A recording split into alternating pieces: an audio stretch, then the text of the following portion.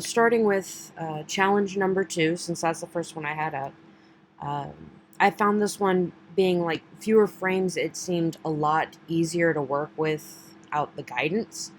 I had a little trouble in trying to figure out what sort of geometry to use for this, and I just went with the planar style.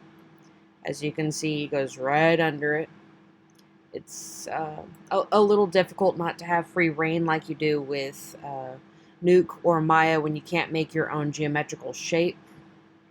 But I think this proves to be a pretty good simple solution, keeping with the rule of KISS of keep it simple, silly. And I wanted to show the kind of depth that there was like a flat space here, and I wish I could have made this follow the curve along, right along here, so that we could see how it goes along with the floor.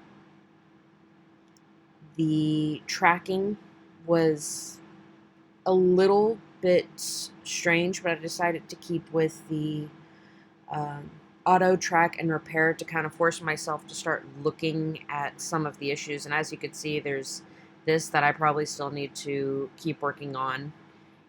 But it's different than doing the manual, the supervisor tracking, and it definitely comes with its own problems of where's Waldo, which tracker's the worst one there is to get rid of it, and then hit refine, and I managed to get it down to 0.7798 for error code, which is a lot better than the first challenge. I think I got that down to a 0.9.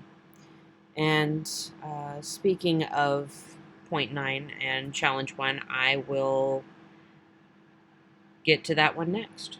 Challenge 1, and I went with the more tower model for my bridge of sorts. I guess that's what we're calling it now, is a bridge.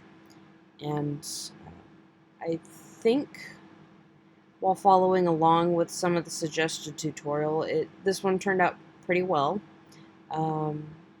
If I had to choose between Challenge 1 and Challenge 2 for which one I did better, I think I definitely did a lot better with Challenge 2. Honestly, the tracking on here with all the frames, it felt like it took forever fixing some of these manually for the auto track. But I did follow along with some of the tutorial aid that the lecture provided, and I found it to be pretty easy to understand. I'm not sure about any questions that are popping up right now because most of the video explained any question that I might have had at the time. And though I don't really see how it's working, Roto on Synthize compared to Nuke is definitely familiar. But I still don't see what exactly it's supposed to be doing other than just cut out the person. But when it's like a Nuke, how you can see the person literally be cut out or just narrow your camera view in, it's kind of hard to see what progress it's doing for your tracking nodes. But this was Challenge 1 in all its stupendous glory, and I think I did pretty well on it.